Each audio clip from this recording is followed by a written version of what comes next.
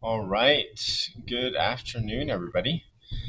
So today we're looking at momentum and kind of getting an idea for what momentum is, scientifically speaking.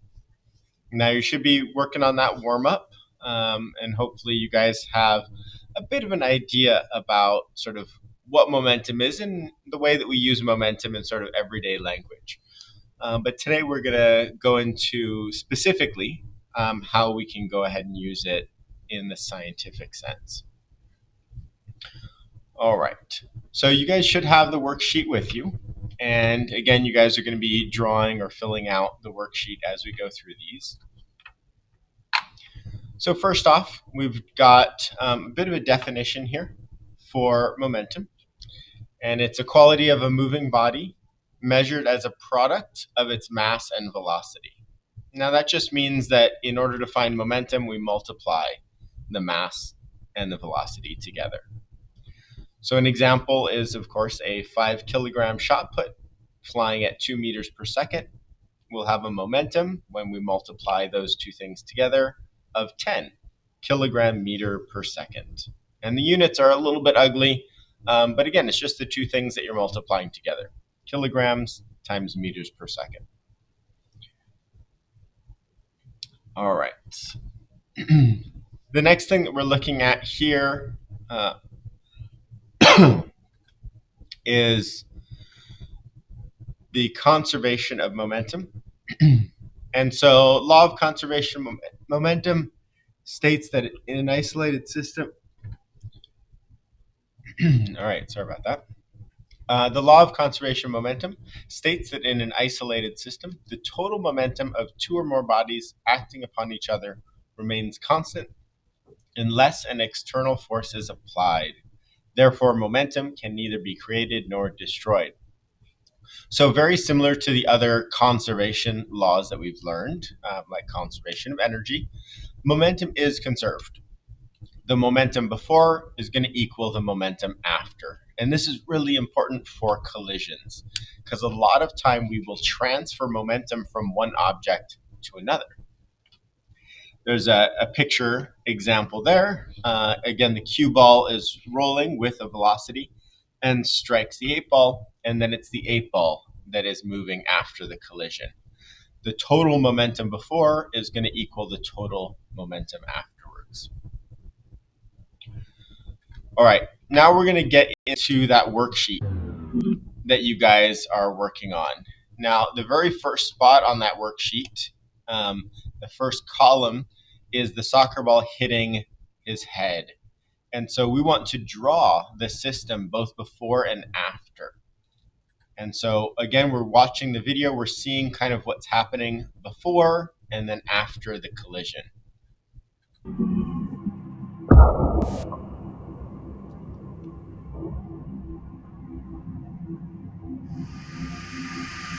Oh, it's a clean hit on the side of the face.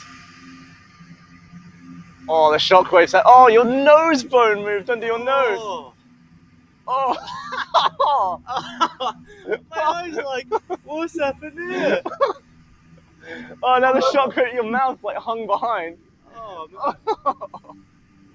I don't think You look like someone else. Who's that? So stupid. I look like I'm asleep there. I'm like really peaceful. Oh, it's class. Like the first part of my nose stayed there, but the rest of it moved.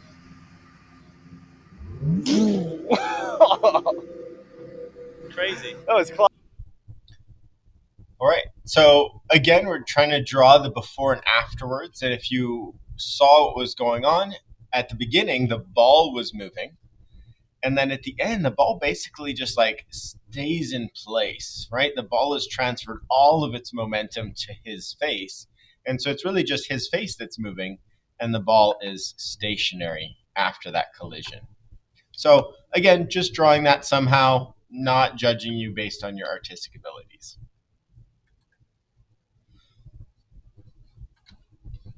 We have some sort of mathy looking things coming up here. But really, the important thing is before the collision, we want the momentum of both the ball and the head. The momentum of the head is 0 because it wasn't moving. So really, the things that we care about are the mass of the ball and the velocity of the ball. Because remember, the mass times velocity is how we get the momentum. After the collision, the momentum of the ball is now 0 because the ball has come to a stop. So its velocity is 0. Anything times 0 is, of course, 0. But the momentum of the head is not 0 anymore, again, because it does have a velocity. And so we can look at sort of this equation here where the momentum is being conserved. And so what we have is the momentum of the ball times the mass of the ball times velocity of the ball. So the momentum of the ball before the collision equaling the momentum of the head, or mass of the head times velocity of the head, after the collision. So you can put that in, that last line in for that math model, the very bottom of that column. We also need to know what are the important variables, right? That second spot there. Well, what do we care about? We care about the mass of the ball. We care about the velocity of the ball. We care about the mass of the head. And we care about the velocity of the head. Now, that velocity of the ball was before the collision because afterwards was 0. And the velocity of the head before was 0. And we care about the after velocity. Now, we are assuming that both the ball and the head did not change mass during the collision, which is a pretty safe assumption in a lot of cases. All right, next thing we need to do is look at a graph for this. And again, we're trying to kind of look at the fact that, well, the momentum of the ball decreased during the collision, but the momentum of the head increased, right? And we want a total momentum that doesn't change. And so it should look, again, something like this, where the purple line is our total momentum, not changing. The red line is the momentum of the ball, right? It decreases over time. And the blue line is the momentum of the head, which increases during that collision. All right, we're going to go ahead and take a look at the next situation here. And it raises this question. Well, how do we ever start moving if we have a momentum of 0, right? How does anything ever move? If momentum is conserved and beforehand we had a 0, then afterwards needs to be 0. So how does that equate to any motion at all? Oh yeah, check this thing out. It's a bottle rocket car and it's about to take off and go flying. Let's get this ready. In 3, 2, 1, drop the Mentos and go! Whoa! Oh yeah! Whoa! All right. Again, you could watch the full videos if you wanted to. They are all posted in the slides. But for this, we're just going to kind of move through it. So we want to, again, define the system. We want to draw the before and after picture. Well, before, right, the bottle just sitting there, the soda's inside the bottle, no big deal. Afterwards, or while it's moving along, the soda is coming out one end of it, and the bottle is moving in the other direction. So again, some sort of picture of that.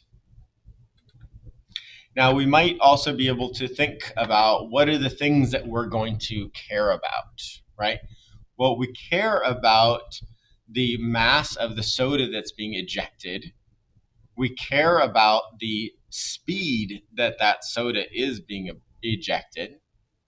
We care about the mass of the bottle moving, and we care about the speed of the bottle that's moving. So those are the important variables that we're going to have to keep an eye on. They're going to help us with the math model later. Again, we could look at what a graph looks like for this. And again, thinking about that, we started with zero momentum, right? It was just sitting there. And then stuff started happening.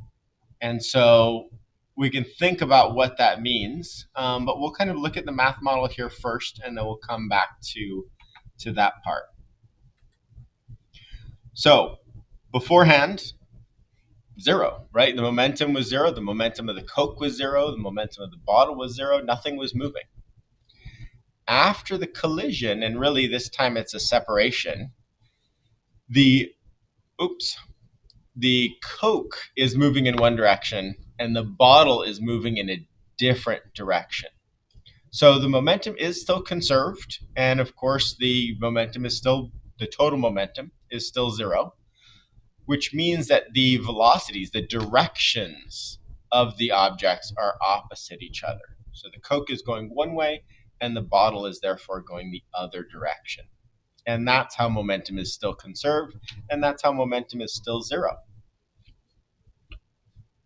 What do we care about? Again, mass of the Coke, velocity of the Coke, mass of the bottle, velocity of the bottle.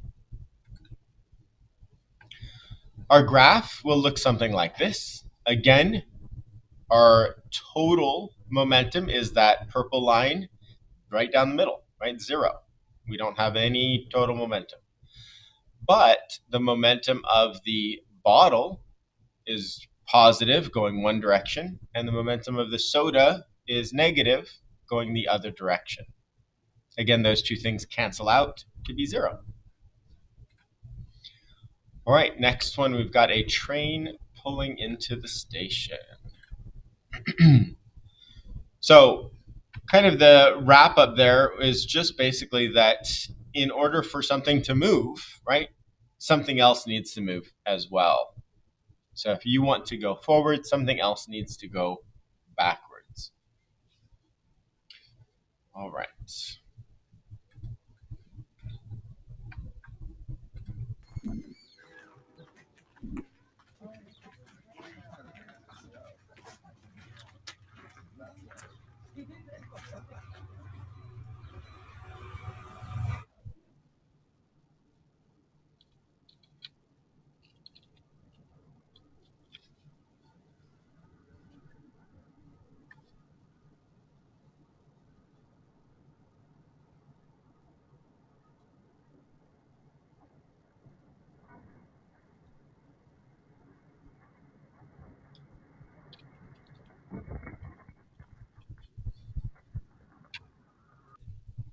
All right, that is just a crazy, crazy thing to see. So again, we want to define the system, draw a before and after picture. Before, trains barreling down the tracks, right? Snow is just sitting there. Afterwards, train's still moving and snow is flying. So again, trying to think about what some of those important variables are. Again, thinking about sort of the mathematical equation that we're going to end up using for this. Well, we are going to care about things like the mass of the train and the speed of the train before and the mass of the train after, which we assume is the same, and the speed of the train afterwards.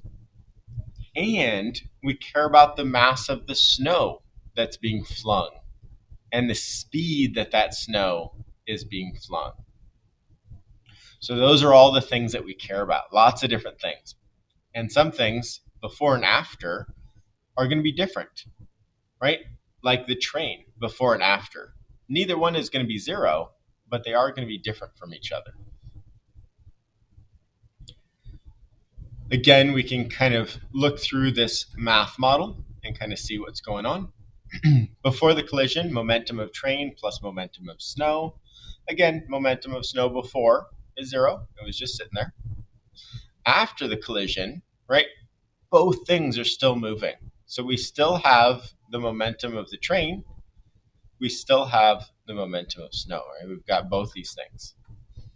Since momentum is conserved, we have the before equaling the after. And so we can think to ourselves, how is this possible, right? How do we have this situation where we have this momentum before and after? Well, we can kind of think about a graph for this. And again, total momentum staying the same. But what's happening is the train is losing a little bit of momentum. The speed of the train is decreasing a bit. And that momentum is going into the snow. And so we'd have a graph that looks something like this. The total momentum in purple staying the same. Momentum of the train decreasing ever so slightly. And the momentum of the snow increasing by the same amount. Again, definitely not to scale, but that's okay. All right, so that should be the top half, right? And we'll take a look at completing our table for our second half here in just a minute. All right, before we get to that, we've got a couple other things just to recap and just to take a look at. So momentum is always conserved. That's a big one, right? Mass is not always conserved. Velocity is not always conserved, but mass times velocity, momentum, is always conserved, right? We had the example with the train where the velocity was not conserved, right? The train did change its velocity. We could also think of situations where, the trains may be plowing into something and those two things are squishing together, maybe like a car accident where the cars stick together during the collision. And so the mass wouldn't be conserved. It would increase the mass in a way. But again, the key is that the momentum is going to be conserved. So in a rocket, right, we're trying to get things up into space.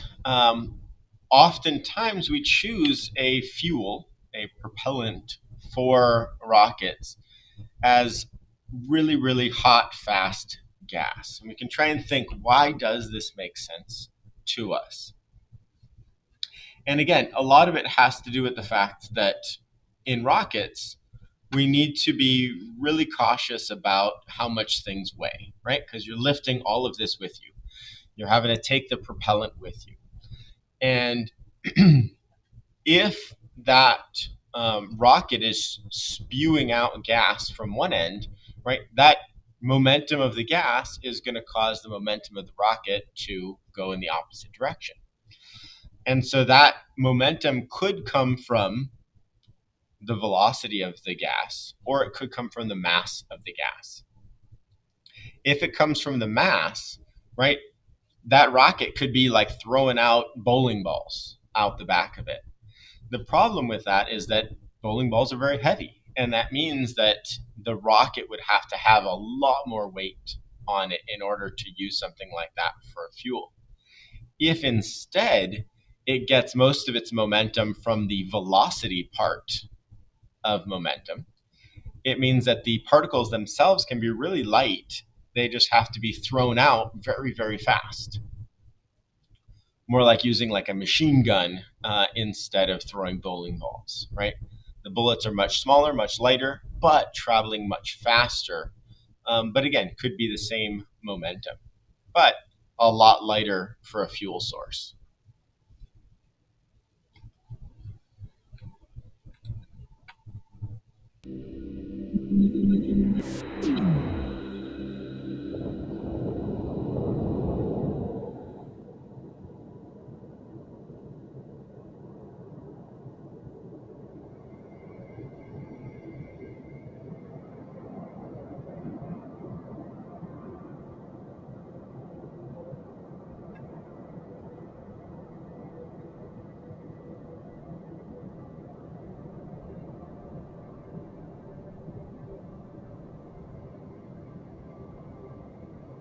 All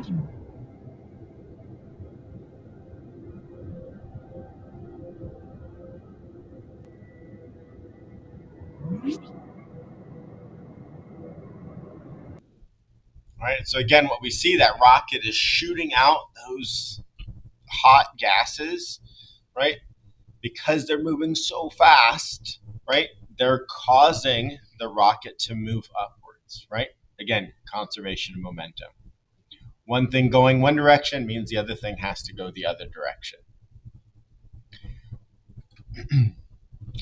Well, in everyday life, it doesn't feel like momentum is conserved. And so why is that?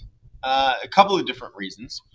The first is, of course, that friction often takes a lot of energy out of the system. And so you don't necessarily see momentum being conserved because friction's there stealing away some of that energy, therefore slowing something down. The other reason is the Earth, right? A lot of our interactions involve interacting with the Earth, and we don't really notice the Earth moving. For instance, if you jump up, right, you're pushing off of the Earth. It's causing you to go in one direction, and it's actually causing the Earth to go in the other direction. But again, momentum is mass times velocity. And because the Earth has such a huge mass, its velocity is so tiny. And that means that you're not going to even notice its velocity at all, which is why you notice your velocity moving, because your mass is much smaller than that of the Earth.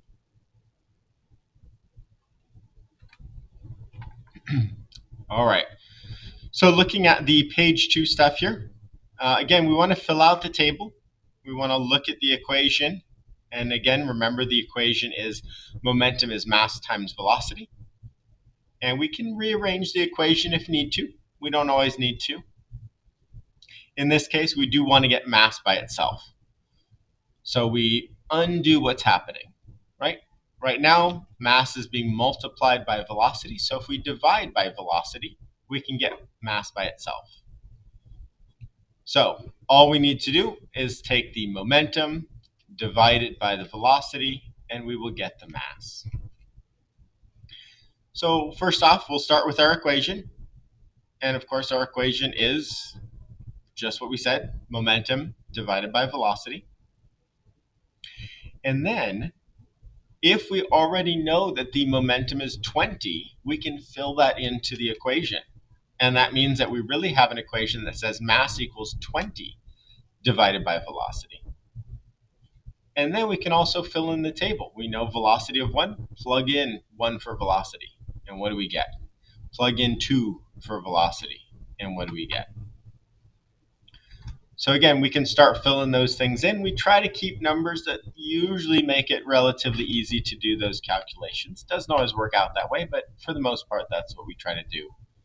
20 divided by 1 is 20. 20 divided by 2 is 10. 20 divided by 5 is 4. 20 divided by 10 is 2.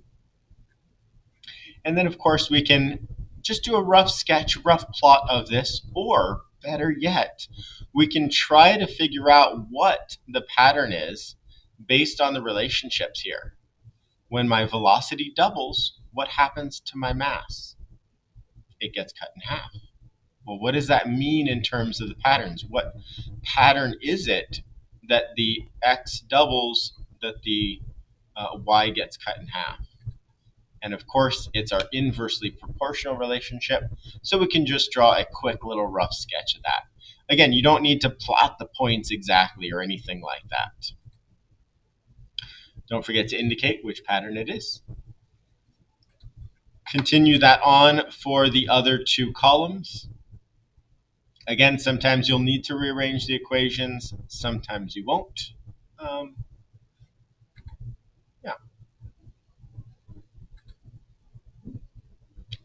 So take a look at those 3 columns. Make sure that you guys are showing your work. Make sure that you guys are working through those problems.